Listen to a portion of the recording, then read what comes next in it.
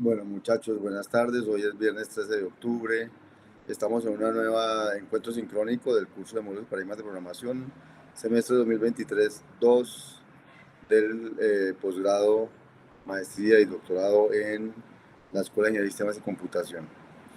Estamos en el modelo concurrente declarativo y entonces les voy a compartir mi pantalla. Me cuentan cuando ya la vean. No está compartiendo todavía, ¿cierto? No, profe. No, profe. Vamos a ver si comparte. Siento que la red hoy está como lenta por aquí. Ya, listo. Listo. Entonces, aquí están viendo mi PDF, ¿cierto? Entonces, y aquí están viendo...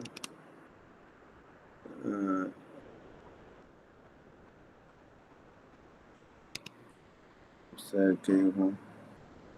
No, listo. Listo.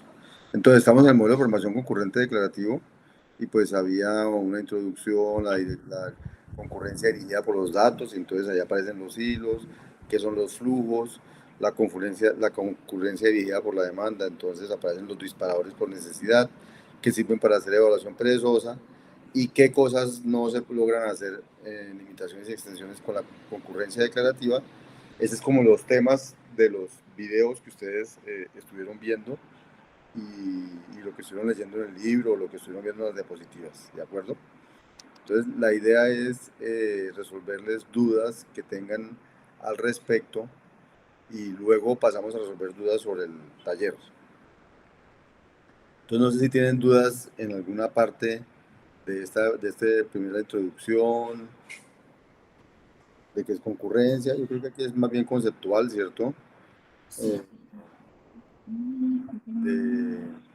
De lo que significa no determinismo no observable, o sea, la concurrencia trae consigo un no determinismo, y la ventaja de mezclar concurrencia con declaratividad es que ese no determinismo no se puede observar. Quiere decir que a pesar que haya un no determinismo, el resultado de los cálculos siempre es el mismo.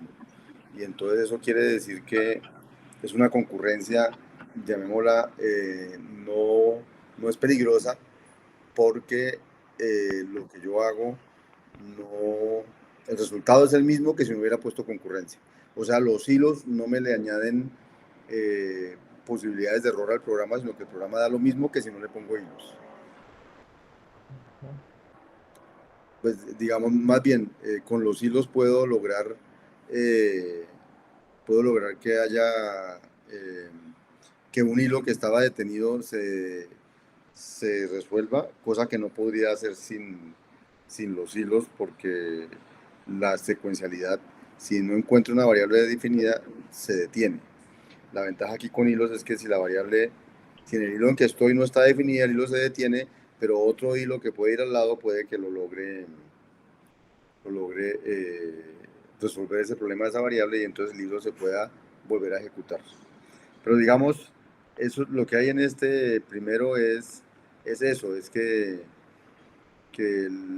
significa concurrencia, qué significa que sea declarativa, y luego vamos a ver todos los tipos de concurrencia, que es dirigida por los datos o dirigida por la demanda. En la dirigida por los datos aparece el concepto de flujo, en la dirigida por la demanda el concepto de evaluación perezosa. Y al final, que hay unas limitaciones para poder hacer eso. Eso es lo que había en cada uno de los videos. No sé si tienen alguna pregunta de este o de alguno.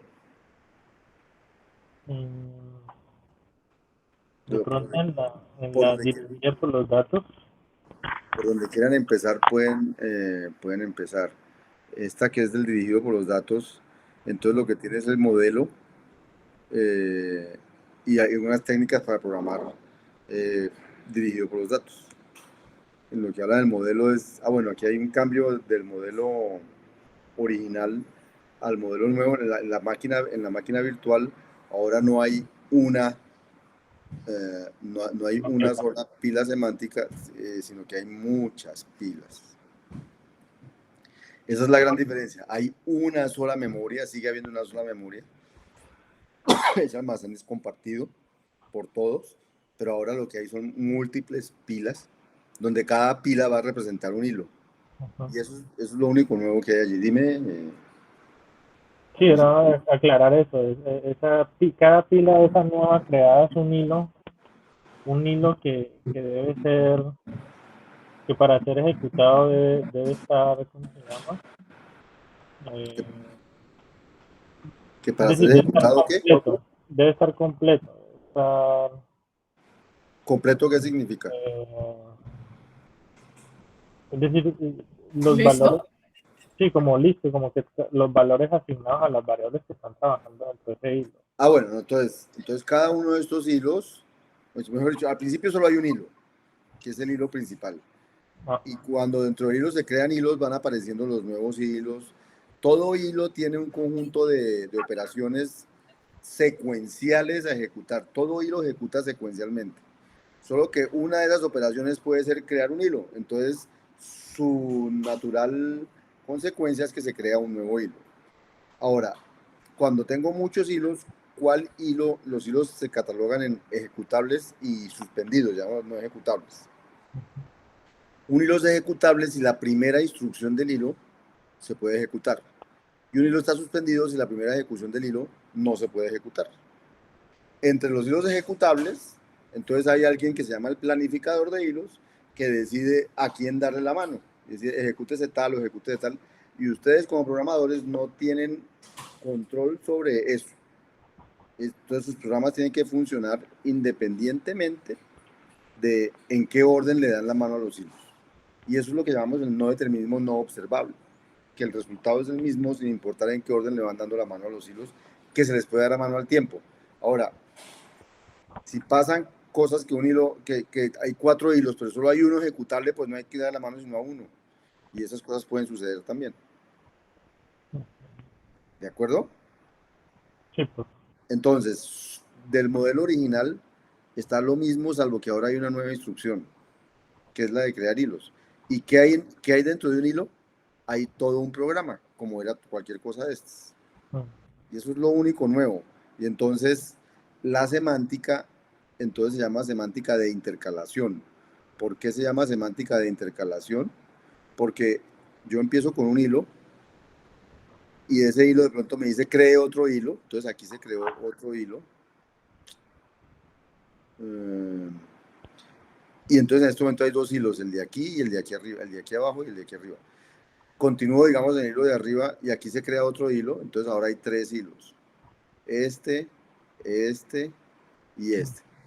A cualquiera, y a cualquiera de los 3 le puede dar la mano, sea a este para que continúe con la siguiente instrucción que era esta, a este para que continúe con su primera instrucción o a este para que continúe su primera instrucción.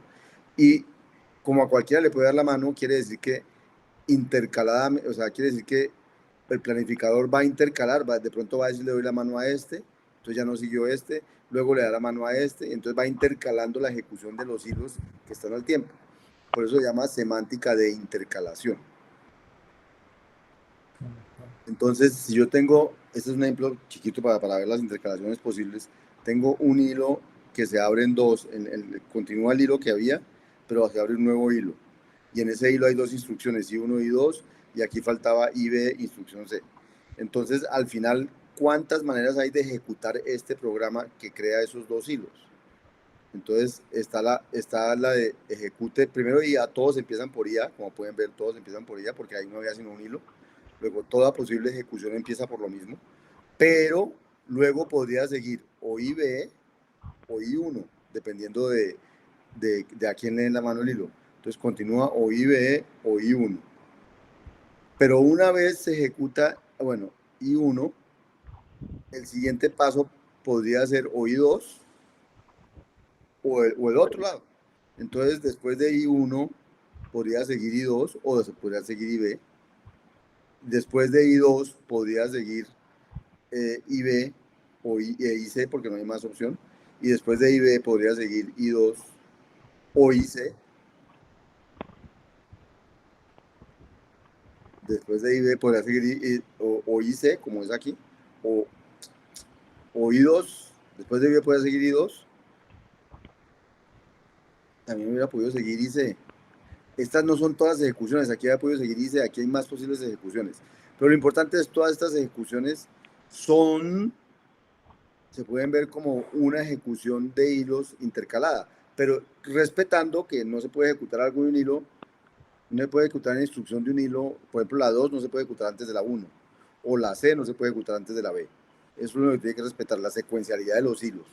Pero en la concurrencia puede haber intercalación de cualquier manera. A eso le llama una semántica de intercalación. Y así funcionan los programas concurrentes, con semántica de intercalación. Pero eso lo decide ya el planificador, ya sale a nuestras manos. ¿Cuál intercalación se da? La decide el planificador, estamos de acuerdo.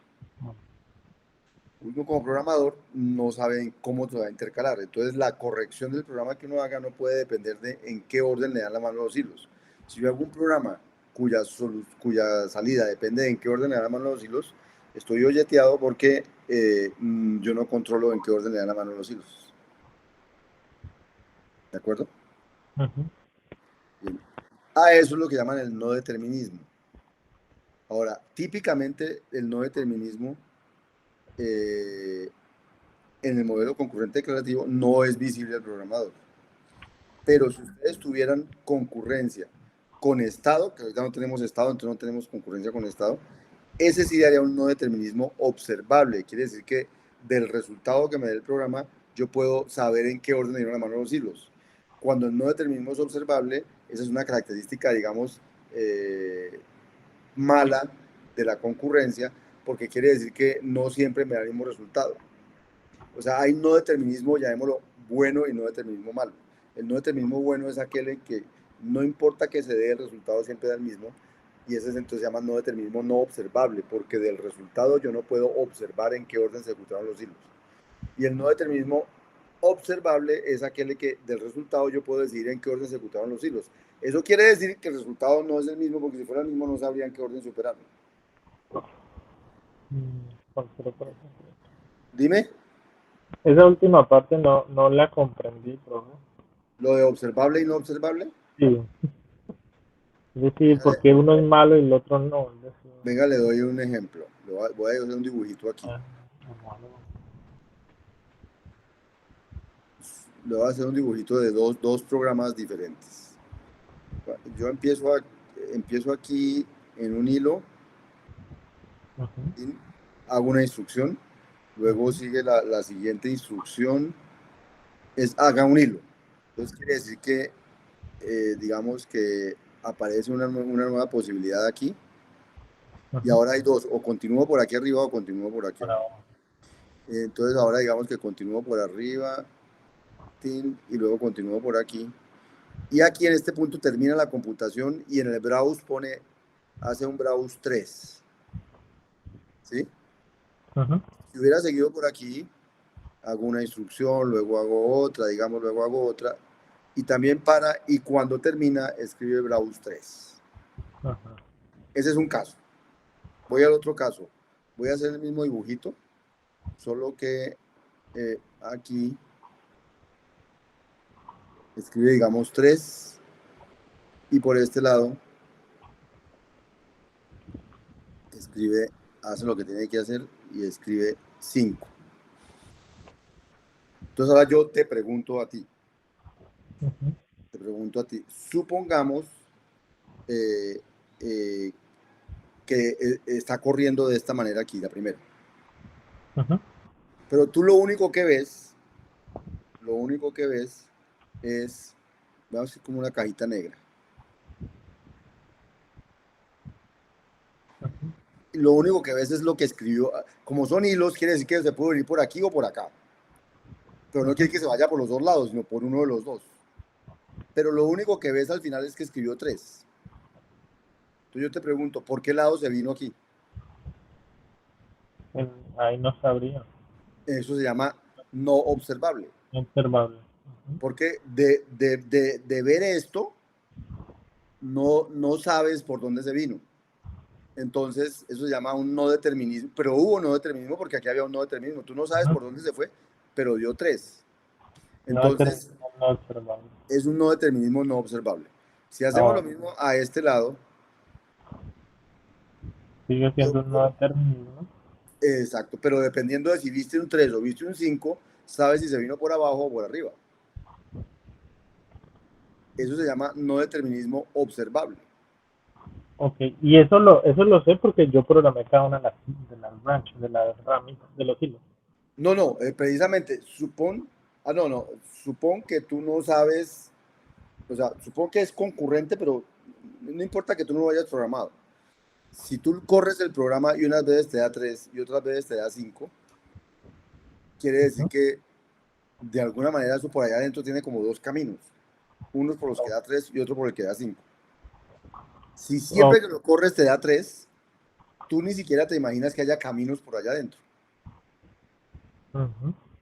Pero cuando el programa es concurrente, hay no determinismo en la planificación y decimos que el no determinismo es no observable si del resultado yo no puedo saber por dónde se vino el cálculo. Ok, Y es observable si al ver el resultado yo puedo saber por dónde se vino el cálculo. ok, ¿Sí? Esas son las dos diferencias. ¿Por qué este yo le digo que es bueno y por qué este yo le digo que es malo? Porque cuando yo uso un programa, yo quisiera que siempre que lo use me diera el mismo resultado. mm, Y no que unas veces lo uso y me da 3 y otras veces me da 5 porque entonces no sé, cuando lo uso no sé qué hacer con eso. Entonces, de alguna manera, lo que indica es que hay un no determinismo que va a tener que ser controlado por el programador si quiere que esto sea útil. En cambio, aquí el no determinismo no tiene que ser controlado por el programador porque independientemente de cómo se den las cosas, el resultado es el mismo. Entonces, el programador puede estar tranquilo que su programa es correcto o da la misma respuesta sin importar por qué camino lo manda el planificador. ok, O sea que si yo tengo si programo con cosas que me producen este tipo de cosas, le va a tocar tener herramientas para controlar por dónde se va su programa. Si lo programa con esto, no le toca tener esas herramientas. La concurrencia declarativa está de este lado. La concurrencia con estado, o sea, la que tienen en Java, en Python, en C++, está por este lado. Por eso, programar concurrentemente con esos lenguajes imperativos tiene, eh, tiene, tiene que ofrecerle al programador herramientas para poder controlar esa intercalación. Las herramientas que ofrecen esos lenguajes se llaman monitores, se llaman candados, se llaman transacciones y, y las tienen que ofrecer porque si no el programador no puede asegurar que su programa siempre se va por el lado que tiene que irse. En este curso no vemos ese paradigma que se llama concurrencia con estado. correcto con estado. ¿Listo? Y No lo vemos por un lado porque no alcanza el tiempo y por otro porque de lo que hay libros de concurrencia es de esa, porque esa es la que todos tienen que programar muy seguido por culpa de trabajar en programas imperativos. Entonces les toca, digamos, hay mucho de eso. En cambio de los otros consiguen menos literatura y entonces preferimos darlos aquí. Ahora, por otro lado, yo tengo una sugerencia a todo el que quiera trabajar concurrente. Le digo, haga concurrencia por paso de mensajes, que parece declarativa aunque no lo es, pero no tiene los problemas que tiene la concurrencia con estado. Y eso lo veremos cuando veamos concurrencia por paso de mensajes. ¿Listo? ¿Listo? el que aparece en la última diapositiva, que permite restringir el no determinismo al observar las pequeñas partes del plano. Ok. ¿En cuál? Profe, un momentito, ella antes en el matachito. Si yo sé que, por ejemplo, la salida siempre va a ser 5, en lo interno hay un no determinismo, ¿cierto? No, a ver, si yo sé que el programa es concurrente, Ajá. yo sé que interiormente tiene que haber no determinismo. Ya, pero si el valor siempre es el mismo y está asignado a una variable, yo Eh, podría decir que esa variable es determinista. Si eh, siempre me da el mismo valor. de alguna manera podrías decir eso, sí, que esa variable es declarativa, se llama. Porque siempre me da el mismo valor. Exactamente. Y esa es la forma que tengo de observar que pues mi programa, digamos que está bien porque siempre me vuelve lo mismo. Exactamente. Ya. Mi programa es determinístico, aunque es como si mi programa fuera determinísimo, aunque yo sé que hay un no determinismo allá adentro. Ajá, pero en lo de adentro, lo que es determinista es la variable, que devuelve el valor. No, y fuera de eso, lo de adentro lo podría ver, o sea, aunque hay un no determinismo, lo podría ver como que si fuera determinístico, porque pues, siempre me da lo mismo, o sea, para mí es como si eso se fuera recto por alguna parte de el resultado. O sea, yo soy, o sea, a mí no me afecta que haya no determinismo.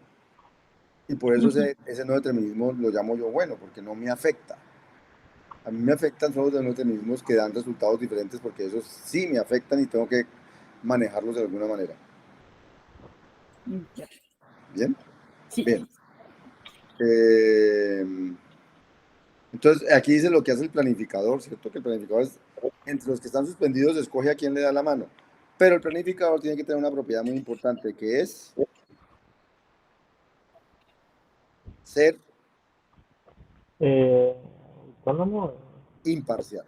imparcial. Justo, llamémoslo justo o imparcial, como quieran llamarlo. Ser justo, ya llegó Antonio, no llegó. Bueno, ser justo, ¿cierto? Entonces, a eso lo llaman imparcial. ¿Qué significa ser justo? Significa que no deja a ningún hilo morirse de hambre.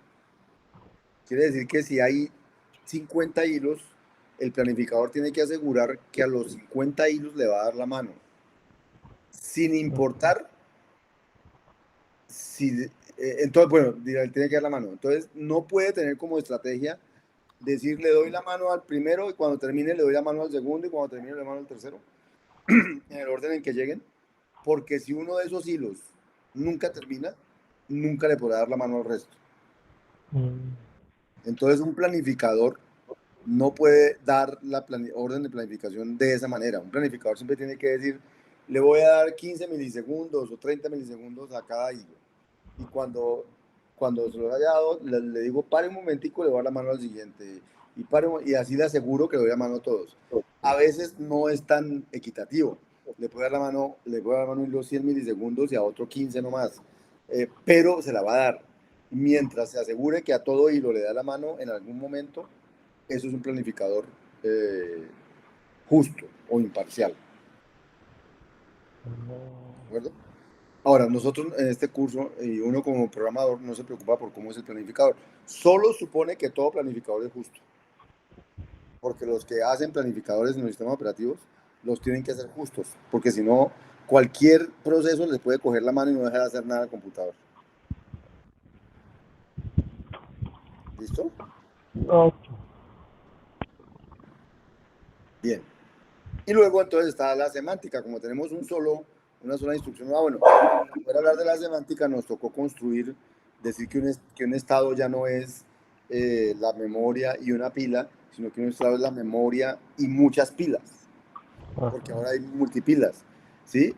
Pero entonces tenemos que decir que en algún momento el planificador escoge cuál hilo ejecutar. Y cuando se ejecuta como se ejecutaban antes, salvo que aparezca esta nueva instrucción. Porque cuando aparezca esta nueva instrucción, como esa no estaba antes, entonces nos toca decir cómo se ejecuta ahora. Y esta instrucción lo único que hace es crear un nuevo hilo en el cual se va a ejecutar lo que hay adentro. Y los otros hilos quedan como estaban. Aparece un nuevo hilo y ahora el planificador escogerá cuál hilo ejecutar y así sucesivamente. ¿Listo? Entre los hilos ejecutables, porque puede que haya hilos no ejecutables. De resto, la memoria se maneja de la misma manera, no se puede asignar dos valores diferentes a una variable, etc. Y este tipo de comunicación hace que un hilo se pueda sincronizar con otro por medio de una variable. El uno la escribe y el otro la lee, o el uno la usa y el otro la escribe, digamos. Eso la asigna. Profe, ahí en ese ejercicio, por ejemplo, yo ahí tendría un hilo, ¿cierto? Que es el que le asigna a B el valor de true. Sí. Y luego se crearía otro hilo que estaría a la espera, que sería el condicional, que estaría a la espera que se ejecute el hilo de arriba para poder ejecutar ese B, ¿cierto? Ese hilo. Entonces, Entonces vamos por pasitos. Aquí había un local B. Esa es la única instrucción que hay aquí. Entonces, ejecutar local B significa crear una variable declarativa en la memoria sin valor porque todavía no tiene valor. Aquí este unido sigma es lo que había en la memoria en ese momento, no importa si había algo o no. Se crea una nueva variable en la memoria. Y ahora hay que ejecutar y estas dos instrucciones, que son las que están en el único hilo que hay que ejecutarlas en un ambiente donde ya en la memoria está esto. ¿Listo? Luego aparece la primera instrucción que había ahí, que era esta. Entonces él dice, ahí se va a crear un hilo nuevo. ¿Qué quiere decir que se crea un hilo nuevo? Que entonces hay dos pilas semánticas. Aquí hay una en la que es lo que falta por ejecutar, perdón, es la que tiene el cuerpo del hilo. Entonces creo un nuevo hilo con ese cuerpo. Y aquí donde está lo que falta por ejecutar del hilo donde estaba. Esos son mis dos hilos, por eso están entre paréntesis cuadrados. Este es un hilo, este es otro hilo. Los dos se ejecutan con la misma memoria, porque la memoria es compartida. Ahora, estos dos hilos son ejecutables, entonces uno va a ver y dice, para que este hilo ejecutable B tiene que tener un valor, pero B no tiene un valor, solamente está creada. Entonces, esta instrucción, esta declaración se suspende porque ya no puede ejecutarse porque B no tiene un valor. Esta se puede ejecutar porque B igual true nunca se suspende. El if es de las declaraciones que se suspenden. El B igual true nunca se suspende. Entonces, en este momento, esta está suspendido porque no hay valor de B y este no está suspendido porque esta primera instrucción no se suspende nunca. Entonces, como la única que se puede ejecutar es esta, se ejecutará esta. Cuando se ejecute esta, el hilo queda vacío, ya no queda nada más por ejecutar. El otro hilo sigue ahí porque él estaba suspendido, pero en la memoria la ejecución de B igual true le pone un valor a B. Ahora, él va a mirar qué hilos ejecutar. Este ya está vacío, ese hilo ya se desapareció, ya no hay nada que ejecutar. Lo único que hay es este y se puede ejecutar porque B ya tiene un valor. Entonces, como B tiene el valor de true, entonces él dice, tengo que ejecutar lo que haya en la parte true, que es un browse sí, y cuando ejecuto ese browse sí, pues ejecutará en la pantalla el sí y se acaba. Profe, y si por ejemplo allí yo tuviera que primero fuera list y después le asigna a B true, igual se suspende el hilo hasta que B tome un valor, ¿cierto? Pero, o sea, si este hubiera estado antes que esta, ajá, entonces tenemos el problema de que en el hilo que estamos la tenemos que ejecutar secuencialmente. Entonces, la primera que voy a ejecutar es esta, y cuando voy a ejecutar esta, no tengo el valor de B y por tanto me suspendo. Y nunca se crea el segundo hilo. Porque me está diciendo que están en diferente orden, ¿cierto? Está primero esta y luego este. Entonces, cuando esta se suspende, nunca llegué a la instrucción de crear un hilo. Entonces, ese otro hilo nunca se creó. Y no va a haber quién la ponga a ejecutarse otra vez, porque no hay ninguna otra instrucción, ninguna otra parte están afectando la variable B. No hay otro hilo. Ya, si existiera otro hilo arriba, pues, obligatoriamente tendría que existir otro hilo que asigne a B un valor. Que le ponga B un valor, si no, eso no se destraba nunca.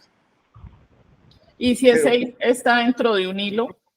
¿Y si quién? Si if está dentro de un hilo. No hay problema. Si aquí dijera thread if B then browse end, entonces él hubiera creado este hilo, no ejecutaba el if. Él creaba un hilo donde se ejecutara el if. Y entonces la siguiente instrucción ya la puede ejecutar, que sería esta, que crea un hilo que B igual true. O sea, el problema aquí es que ejecutar este de primero, si este estuviera de primero, tranca todo el resto, porque hasta ahora vamos en secuencial, ahí no ha habido hilos, no hay manera de hacer nada concurrente. Pero si este estuviera de primero, pero dentro de un hilo, no hay problema. Ahí sí cambia la cuestión. Porque la primera instrucción no es un if, es thread. Entonces la primera instrucción que ejecuto es el thread, no es el if. ¿De acuerdo? Sí, eso me cambia mucha perspectiva. Bien. Y luego entonces hay las técnicas básicas de programación de hilos, flujo de datos, versiones concurrentes de programas declarativos. Entonces aquí vienen ejemplos. Entonces lo que tratan de mostrar aquí es que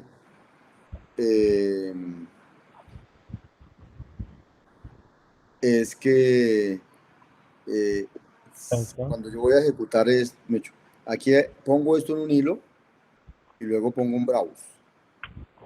Y entonces si ustedes ejecutan eso se dan cuenta que el browse, como eso está en un hilo, entonces puso todo esto dentro de un hilo, pero el resto del hilo quedó ejecutable. Entonces él ejecuta esto y cuando ejecuta esto no muestra ni valor de C, ni de X0, ni de X1, ni de X2, ni de X3 porque no hay.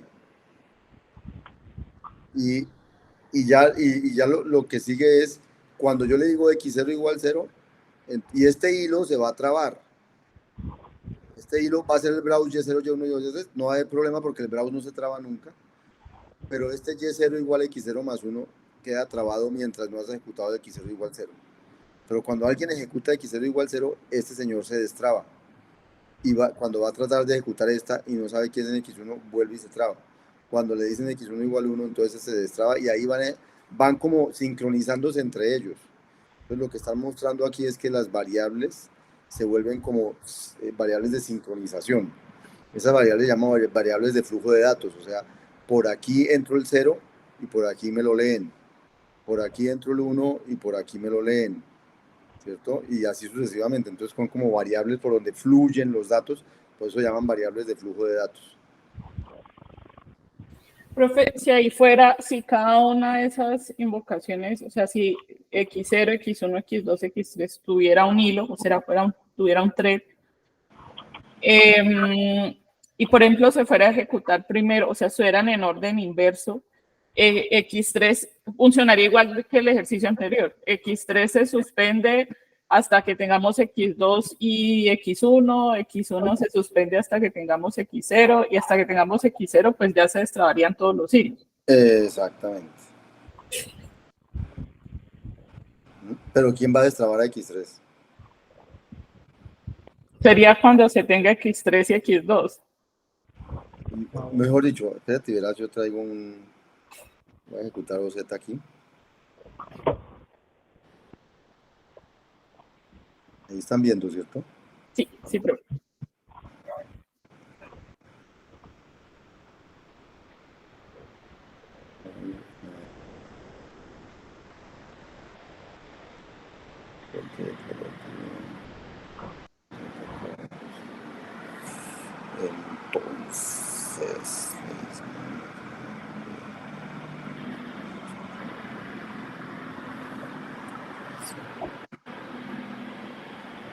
Entonces, este es, ¿cierto? Sí. Entonces, mire, aquí tengo declarar las variables X0, X1, X3, hago un browse de ellas, luego creo un hilo de Y0, Y1, Y2, Y3 y voy a decir que mi programa va hasta aquí nomás. ¿Sí? Todavía no le hago X0 igual 0 ni nada de esas cosas. Y lo corro, o sea, le digo que fit region y entonces fíjense lo que sucedió, él puso aquí en el browse el de X0 y aquí el de Y0 y ninguno tiene valores. Los de X0 porque nadie se los ha puesto y los de Y0 porque están esperando que los calculen para poder calcularlos. Entonces lo que tengo aquí es, voy a ir ejecutando línea por línea, dime. No, sí lo he escuchado. ¿No me vas a decir nada? No, listo. Entonces lo que voy a hacer aquí es ejecutar línea por línea. Mire, cuando ejecuto la línea, esta línea, aquí voy a hacerlo con OZ, fitline, pin. Inmediatamente X0 quedó en 0 y se destrabó en el otro hilo esta instrucción y la pude ejecutar y volvió a quedar trabado porque esta instrucción no la puede ejecutar porque no conoce X1. ¿Cierto? Entonces, cuando yo ejecuto esto es como si corriera un hilo que ejecutara eso. O sea, ahorita yo estoy haciendo las veces de, cuando le digo fitline, como de hilo que está ejecutando eso. Entonces, tin. ¿Sí? O podría simplemente decir que las ejecute y entonces, pero le puse un delay para que pase, para que cada 2 segundos ejecute una de esas y uno vea lo que va pasando allí. Entonces puso la tercera y luego la cuarta. Entonces, ahora lo que me preguntaba Paula era si estaban al revés. Entonces voy a volver a hacer el ejercicio de aquí hasta aquí solamente. Entonces, ay Dios, es que no le puse el declare, entonces no las creo nuevas. Entonces hizo lo que ya había hasta aquí. Entonces él tiene otra de sus dos. Pero entonces, como dice Paula, no, profe, digamos que las cosas fueran al revés, que primero a X3 le pusieran 3, ¿cierto? Entonces primero a X3 le ponen 3, o sea, a X3 le pusieron 3, ya, ahí está, apareció el 3 de X3. Pero eso no destraba a este señor, porque este señor depende de Y2. Ujú. ¿Sí? Y Y2 depende de De, X2 y de ujú. Y1. Y Y1 depende de X1 y de Y0. O sea, eso no destraba. Si destrabo X2, voy a destrabar X2, voy a poner control punto, control L, tin. Entonces, X2 se destrabó, pero eso no destrabó este de arriba, porque Y2 no quedó destrabado porque Y2 necesita Y1 y Y1 no está trabado. ¿Sí? Ujú. O sea que el que destraba siempre es, Pues en este caso, en este ejemplo, es el es señor. ese. Sí. Ujú. Pero Porque ahí desencadena a todos los demás. exacto. Pum. Desencadena todo. Ujú. Así funcionan los hilos. Eso es lo importante que hay que entender y con eso se responde el primer ejercicio que dice en qué orden se ejecutan los hilos, no sé qué. Con eso responde eso. ¿Sí? Sí. Mauricio, ¿estamos? Sí, profe. Bien. Luego hay más ejemplos que ustedes no sé si los pusieron a correr, que un Fibonacci concurrente, pues son ejemplos. La segunda parte dice, vea, esa propiedad de que los hilos, de que las probabilidades declarativas como que sirvan para sincronizar, nos permite crear una estructura que se llaman los flujos. Y los flujos es una técnica muy utilizada para comunicar dos hilos. Entonces la idea es que hay un hilo que genera datos y otro hilo que los lee. Entonces, por ejemplo, aquí yo creo, entonces, ¿qué es un flujo? Un flujo es una lista sin terminar, donde la cola está sin ligar, eso es un flujo. Es como una lista, porque es como una lista, pero este elemento de la lista no ha sido ligado. Entonces, quiere decir que si alguien conoce este elemento y le asigna un valor, entonces le puede seguir metiendo valores por ahí. Por eso a esto se llama un flujo. ¿Sí? Entonces, cuando yo quiero incrementar el flujo, digo que XS2 es igual a lo que quiero meterle al flujo y termino con una variable sin ligar para que poder seguir incrementando ese flujo. ¿Sí? Entonces la idea de la comunicación por flujos es que hay un señor que se llama el productor que crea flujos y hay unos señores que se llaman consumidores que consumen los flujos. Y a partir de esos dos conceptos empiezan a hacer ejemplos de productor-consumidor. Entonces aquí muestran un programita que hay alguien que genera números y hay otro que los consume y que cuando los consume los va sumando. Y cuando dejan cuando ya está lista, la cierran y dicen nil, o sea, ya por ahí no puede llegar nada más, entonces dice, entonces ya no puedo sumar más, devuelvo lo que llevo acumulado. Ese es este programita, no sé si quedó claro. Sí, profe. Pues yo sí lo entiendo. Bueno, listo. Ahora, pero no tiene que haber un solo lector, puede haber múltiples lectores.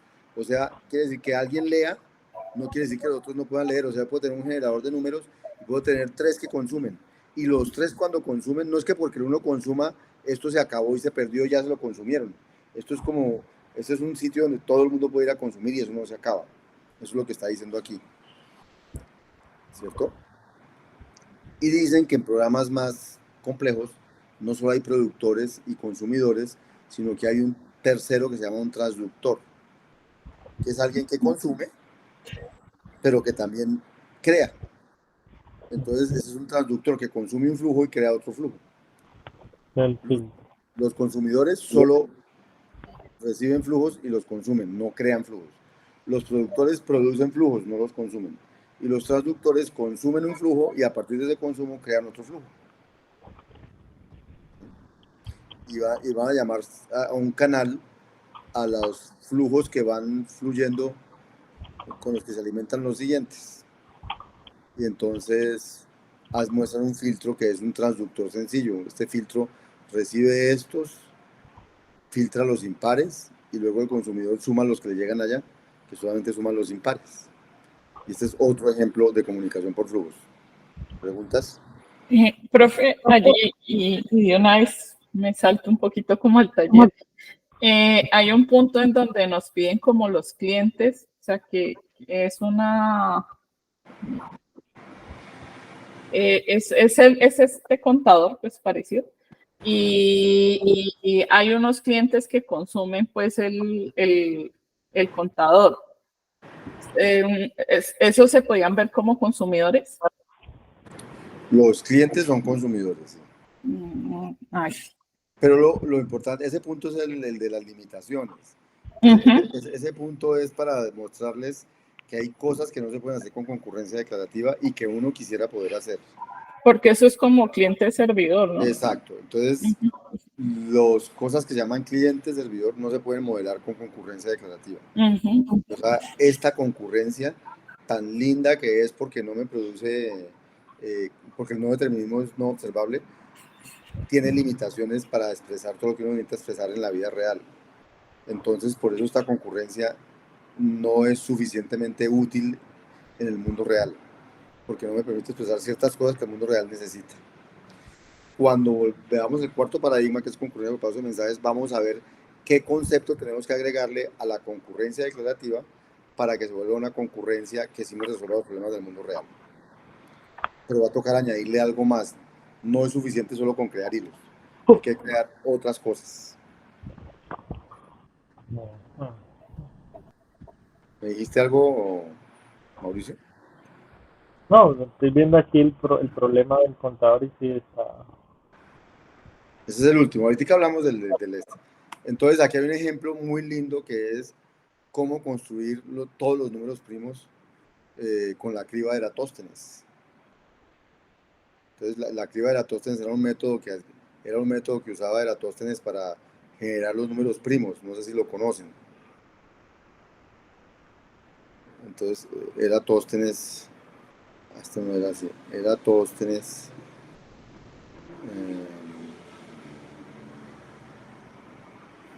era un griego que dijo, quiero generar los números primos. Entonces, ¿qué hacía Eratóstenes? Decía, bueno, el primer número primo, ¿cuál es? Es el 2. Entonces, él decía, bueno, entonces, pongamos aquí en la recta todos los números después del 2, el 3, el 4, el 5, el 6, bueno, y así sucesivamente. Va a ir hasta el 11 o el 12, no sé cuál es eso.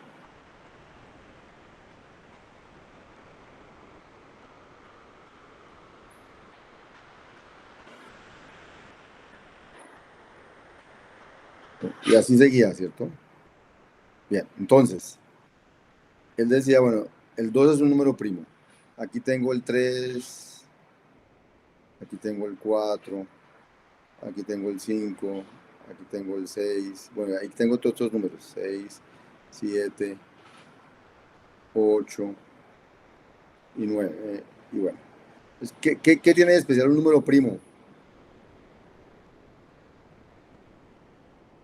Mauricio. Solo es divisible por uno. O por ellos mismos, ¿cierto? Entonces, si yo cojo el 2, que es un primo, y miro a quién divide de aquí en adelante, esos no son primos, ¿cierto? Entonces, lo que yo hago es coger el primer número primo, ese es este señor, ese es este señor, este de aquí, y ese es este de aquí, y digo, bueno, el primero de aquí es un número primo, entonces lo paso para acá. Pero lo cojo la cola de, este XD se empezaba por 2 y la cola. Cojo la cola, o sea, de aquí en adelante, y la filtro. ¿Con quién la filtro? Con este señor. con X. Y digo, ¿a quién divide X? X divide al 4, entonces lo voto. X divide al 6, entonces lo voto. X divide al 8, entonces lo voto. X divide al 10, lo voto. Voto todos los que divida el 2. Entonces, ¿qué me queda? El 3, el 5, el 7 y el 11. Entonces, aquí salieron el 2, cons, 3, 5, 7, 11, así sucesivamente. Está, ¿cierto? Pero ¿Sale es, una lista de números primos de una vez? ¿perdón? Sale una lista de números primos. No, perdón, todavía, espere, aquí me equivoqué un minuto. Entonces, por aquí salía el 2, pero entonces lo que sale por aquí son el 3, el 5, el 7 y el 11. Porque aquí ya quitaron el 4, quitaron el 6, quitaron el 8. Por aquí sale el 3, el 5, el 7, el 9 y el 11. Y entonces, aquí, fíjense que aquí se criba, es este mismo programa de aquí. O sea que él mismo vuelve y se corre, pero con esta lista que empieza en 3, 5, 7, 9, 11. Entonces, ¿qué va a hacer criba? Pues criba va a decir, primero saco el 3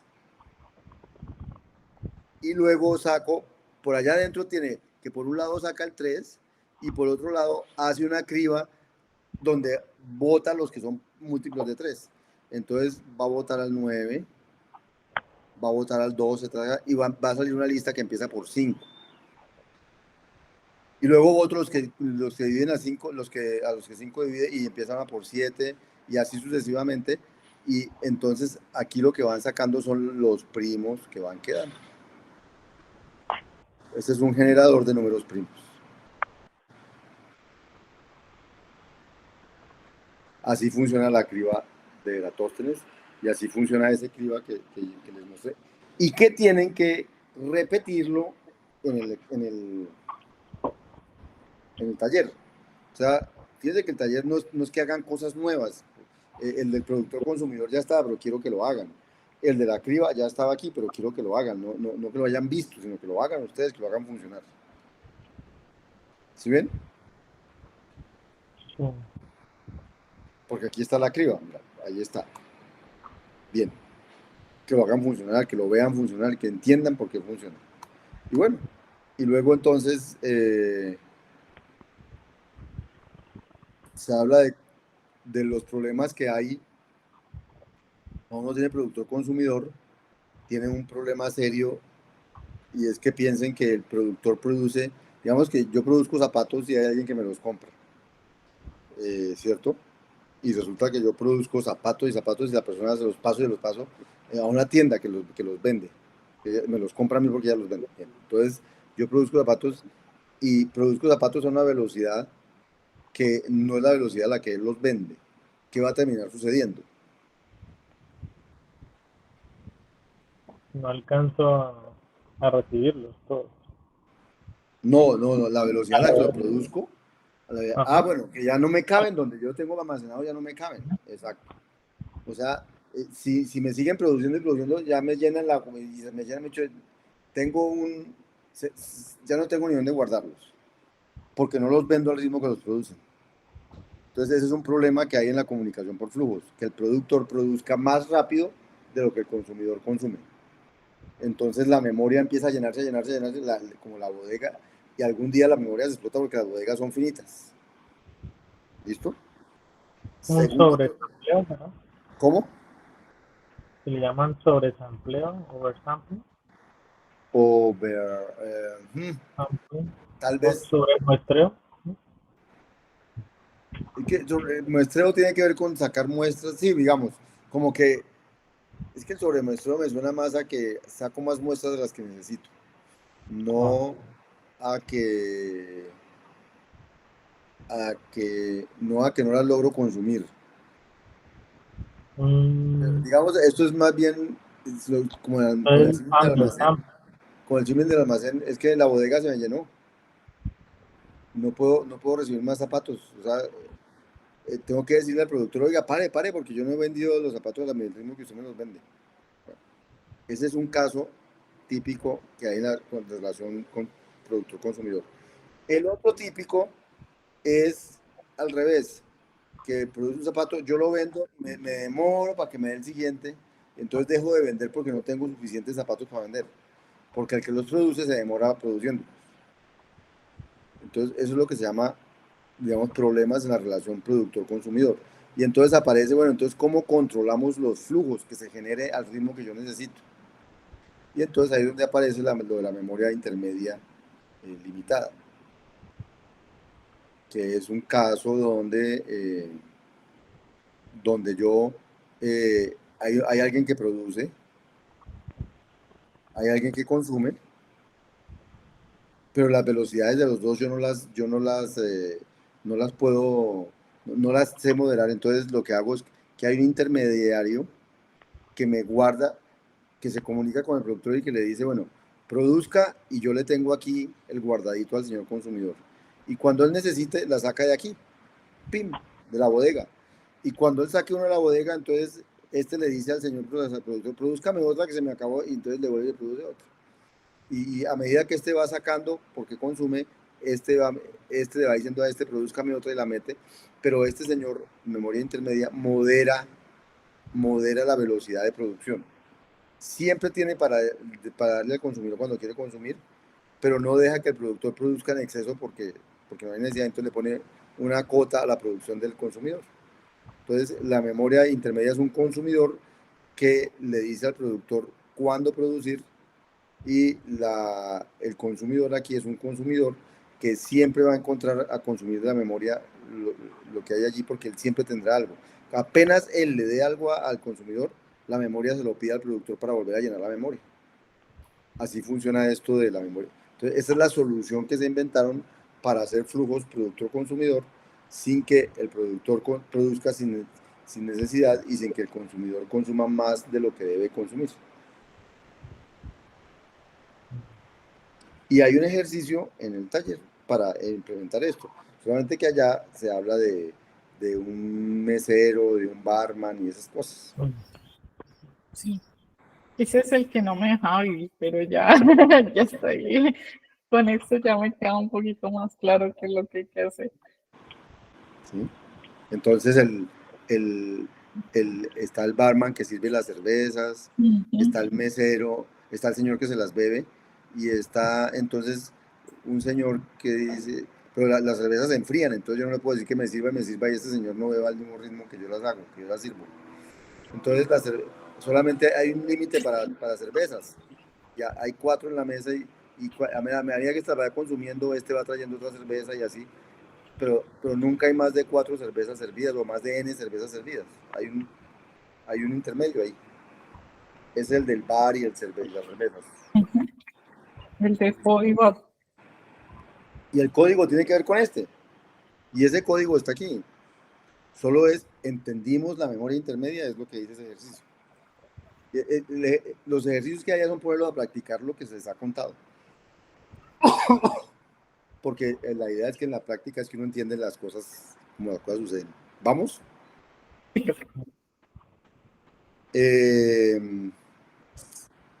Mauricio. Sí, Bien. me faltó esa parte de la memoria intermedia, pero ya la entendí conceptualmente, toca como repasarla. Exacto. Bien. Ahora viene el cuento de la demanda. Entonces, de hecho, un poco en la memoria intermedia lo que sucedió es que el productor va a producir solo cuando le pidan, no va a producir cuando él quiera. Entonces se llama como concurrencia dirigida por la demanda. Entonces se inventan una cosa que se llama el disparador por necesidad. Es un concepto nuevo para poder implementar esto que llaman concurrencia dirigida por la demanda, que está ligado con lo que se llama evaluación perezosa. Entonces, ¿qué es evaluación perezosa? Tiene que ver con que, miren este programa, no miren el lazy todavía. Crearon una función F1, una función F2, una función F3, y este programa dice ASF1 de 10, BSF2 de 20, CSF3 de 30, y voy a devolver A más B. Entonces, con solo lo que usted ve ahí, usted dice, pues para nada sirvió calcular F3 de 30, porque no lo usó nadie. Entonces fue tiempo perdido. Entonces, ¿cuál es la idea de decirle aquí lazy? Cuando le dicen aquí lazy, es que él dice, quieren calcular F1 de 10, cuando lo vayan a usar lo calculo, porque qué tal que no lo vayan a usar. ¿Quieren calcular F2 de 20?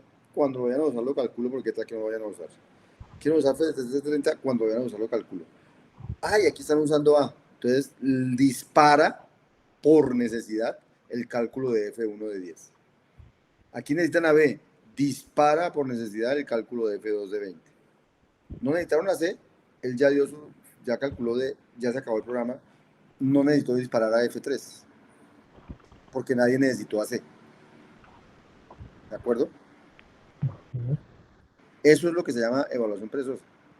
Y entonces, para poder implementar eso, se inventan en el modelo una nueva instruccióncita que se llama por necesidad, invoque el procedimiento de X evaluado en Y. Es lo que significa esto. Es lo que va a significar. ¿Por qué está en concurrencia? Porque cuando ven la semántica del disparador, entonces van a decir, hacer by-init PDY es lo mismo que haber creado un hilo para ejecutar PDY.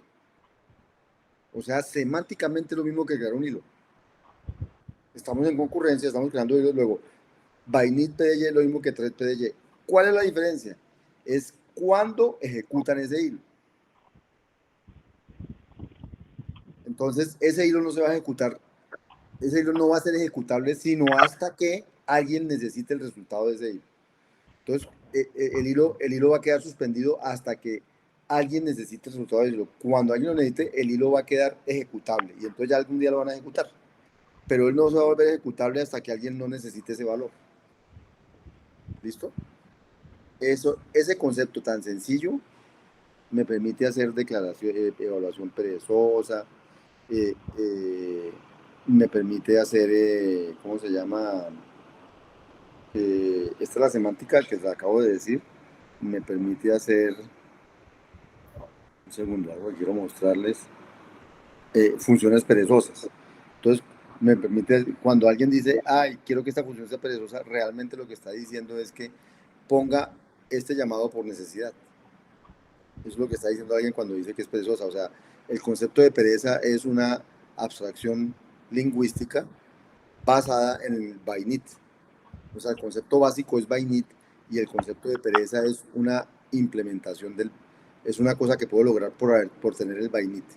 Y el by-init es simplemente, según esto, la semántica es crear un hilo nuevo. Bueno, para poder implementar el by-init, crearon un nuevo almacén, que es el almacén de disparadores. Entonces ahora no solamente hay un almacén de variables declarativas, sino que hay un almacén de disparadores. Y allá se guarda quién se debe disparar cuándo se debe disparar algo. Entonces cuando alguien necesita esta variable, me disparo, si no, no. Eso es lo que guardan ahí. Y entonces pueden hacer la pereza y ya. Eso es lo que hay ahí. No sé si es más o menos clara la pereza. Hay unos ejercicios en el taller para ver si entendieron la pereza. O los disparadores por necesidad que llamamos. Y ya. Luego hay un ejercicio de técnicas de programación perezosa. Pero lo más interesante aquí es cómo crean listas infinitas y vuelven a hacer la criba de Eratóstenes. Este es el de Hamming, pero que vuelven a hacer la criba de Eratóstenes perezosa. Ahora, la criba de Eratóstenes que veían en el anterior era crear todos los primos del 2 al 100, o del 2 al 50, o del 2 al 200. Esta es cree todos los primos a partir del 2. Entonces, lo interesante que hay con la pereza es que uno puede crear estructuras de datos infinitas con una representación finita. Entonces, uno lo que dice es cómo se crea el siguiente, hace una función perezosa, dice esa empieza en n y los siguientes empiezan en n más 1, pero como uno sabe que es perezosa, uno sabe que esto no se va a evaluar hasta que no lo necesite alguien. Por lo tanto, si yo dejara que eso se evaluara sin lazy, nunca terminaría. Pero con lazy, siempre hay una cosa más para hacer, pero solo se hace cuando se necesita. Y así se implementan estructuras de datos infinitas, todos los enteros a partir del 2 son infinitos, y le hago la criba y puedo averiguarme cuáles son todos los primos. Y entonces en el ejercicio que hay en el taller es, haga esta criba, implementenla y mire que funciona.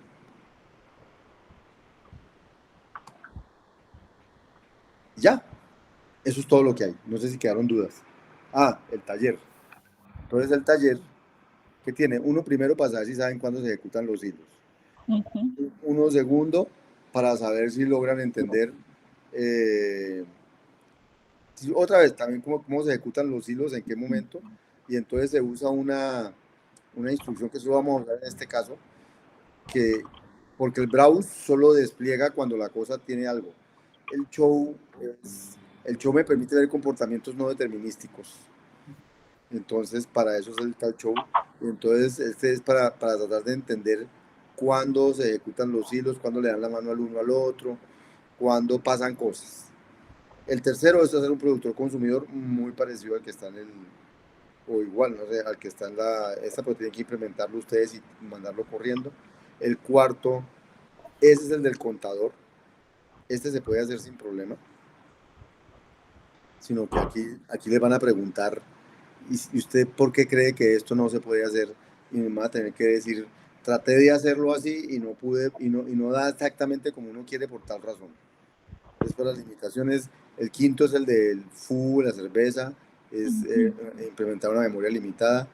El sexto tiene que ver con para qué nos sirve este tipo de concurrencia. Entonces aquí hay un ejemplo clásico de simulación de la lógica digital con puertas. Este es el ejercicio más bonito del taller porque es como de utilidad y todas las cosas y me permite implementar eso que los electrónicos hacen creando chips y uniendo chips y cosas de ese estilo.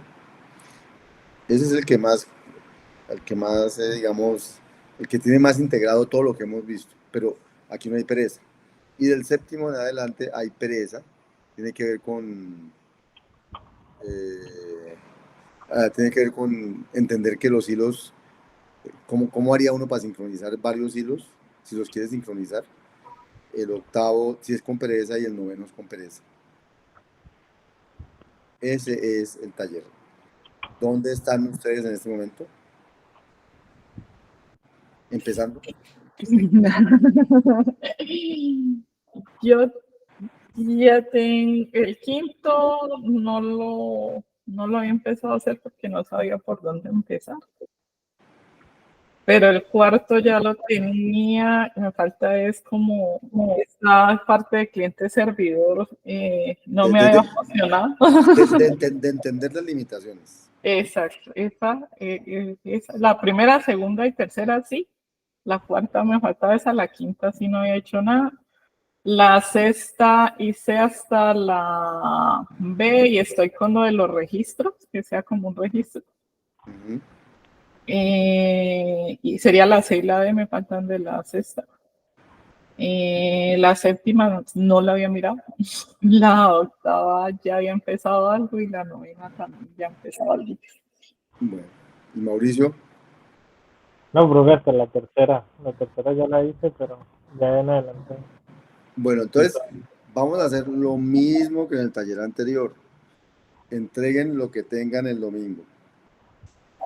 Pero si les hace falta mucho, me mandan un correo, me dicen el lunes, profe, y hacemos lo mismo que en el taller anterior. Les doy un poquito más de tiempo, pero no para la evaluación, para que no nos atrasemos.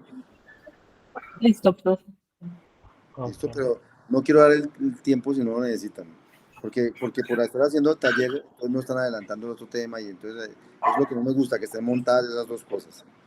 Pero pues ahí vamos, yo voy respondiendo a la medida que ustedes vayan avanzando y dándoles también hilo, porque pues, el objetivo es que ustedes aprendan, no que ustedes pierdan porque no van al ritmo que toca ir. ¿Listo? Okay. Bueno, ¿estamos listos para quiz? Pues, El quiz es conceptual, es de que entendieron qué significa todas esas cosas de variable de flujo de datos, que entendieron lo que significa. Con ese repaso que les hice ahorita, están más que listos para el quiz. Bueno, Sí. bien. bueno. Ya les voy a abrir, pero sí les voy a pedir un favor. En algún momento me voy a tener que ir. No, yo voy a tener que dejar solos, pero no al principio, pero creo que puede a 5:30, 5:40. Entonces, pues yo creo que ya habrán leído todo y ya sabrán si tienen alguna pregunta. ¿Listo? Sí, listo, profe. Bueno, entonces voy a dejar de grabar. Y este muchacho de Agustín no